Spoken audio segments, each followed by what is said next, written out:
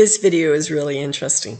It's talking about parthenogenesis from one of the ancient books found in the Nag Hammadi. But before I start reading that, because I'm going to read that story to you, it's really fascinating, I want to tell you what's happening to my account. Since I started talking about the Holy Feminine, YouTube has been very censoring me strictly. What they do is they've been putting these bots, and as soon as my video gets released, the first comment that they put on is one of these porn bots. And as soon as they put a porn bot on, they stop all comments. So if you guys have been commenting on my videos, it's not that I'm ignoring you, it's that YouTube is censoring me. This video, when I released this one, they took off all the comments on my whole channel, every one of them. They only put back a number of the comments, not that many, and they wouldn't allow comments to be put on any of my videos for at least 6 hours after I released this video. So I lost all of your input, and that's really what they want. They don't want us to be communicating back and forth, I believe. So the same thing is right now, only a few comments are getting through, and I know this because on my other channels I've made comments on my videos recently, and they all get deleted immediately. So I'm really sorry if this has happened to you. Right now, YouTube is also stopping it from getting generated. So I would really appreciate it if you would share the heck out of this in your other RH negative sites or other places where you feel that women may be empowered by this information, because this information really is to empower the feminine, because it's about the Holy Feminine. So press the notification button, also press the like. I found, I was watching a video of somebody who had about 350 views on it, but they had over 2,000 likes. So showing that YouTube was censoring the amount of views that it looked like the person was getting, but you could see that obviously people were watching it and a whole lot more than the 2,000 likes, because usually only a small portion will stop and give likes. But I would appreciate it if you guys would put your likes in right in the beginning, put in a like, also share it and press the notification. And hopefully you will get more of this information about parthenogenesis in the Holy Feminine. And let's go and find out what the Nag Hammadi says about it.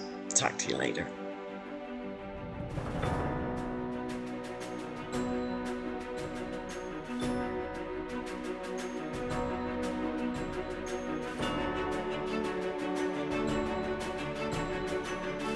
Creation of humankind.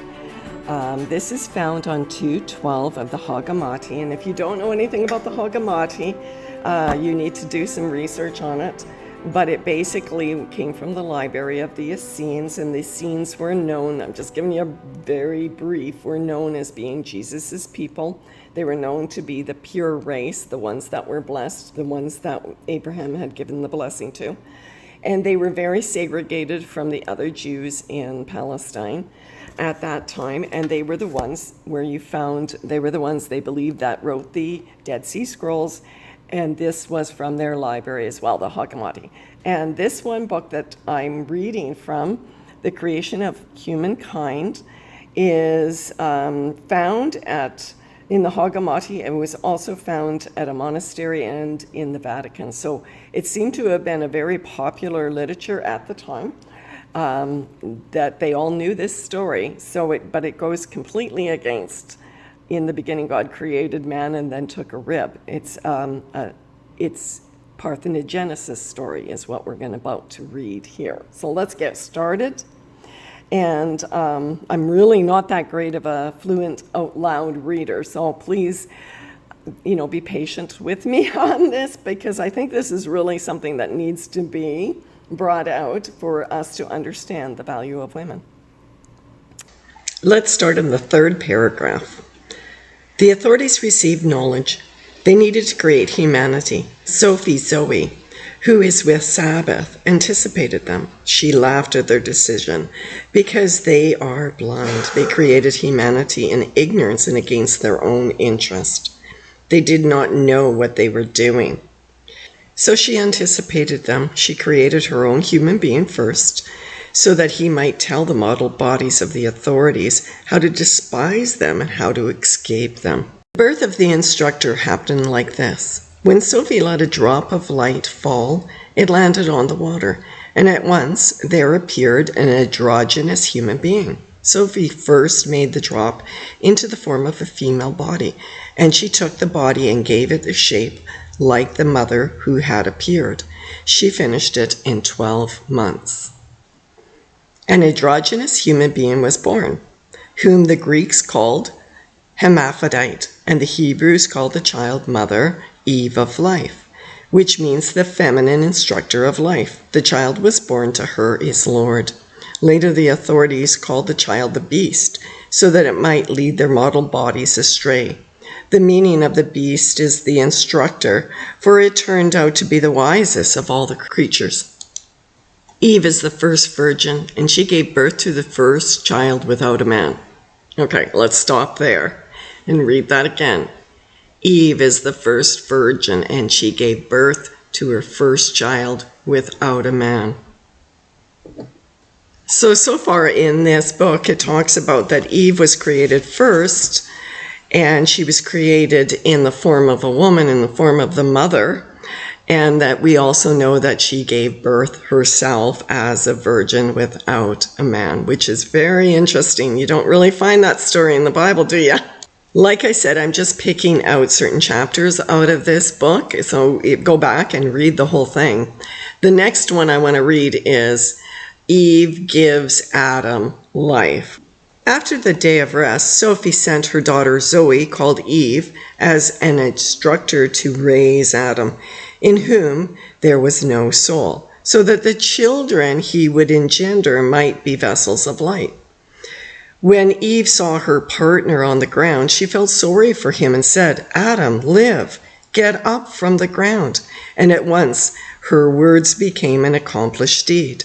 When Adam got up, at once he opened his eyes, and he saw her, and he said, "You will be called the mother of the living, because you have given me life." I want to add this one part in, which is the next chapter, is the powers raped earthly Eve. Could this be the Nephilim story? I don't know, from the Bible in the book of Enoch. It goes on to say, the authorities were told that their model body was alive and had gotten up, and they were greatly troubled. They sent 7 archangels to see what had happened.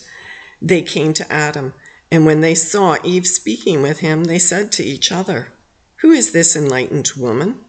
She looks like what appeared to us in the light. Come, let us seize her and ejaculate our semen into her, so that she may be unclean and unable to ascend to her light. And her children will serve us.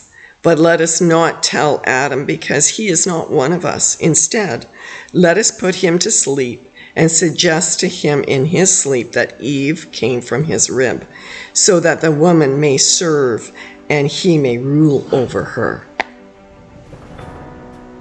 So I'm going to leave it at that, but I recommend that you go to that particular book. It goes into a lot more detail about the creation story, and I believe talking about the Nephilim and the angels breeding with Eve, and yeah, there's a whole bunch in that book. Actually, read the whole Nag Hammadi, because that really will give you a different story along the lines of what we're talking about. Parthenogenesis, virgin birth, the true creation of mankind. There will be more videos. The next video I'm going to be going into modern day accounts and the genetic research into parthenogenesis. Stay tuned. I love y'all. Live in love and light. Talk to you later.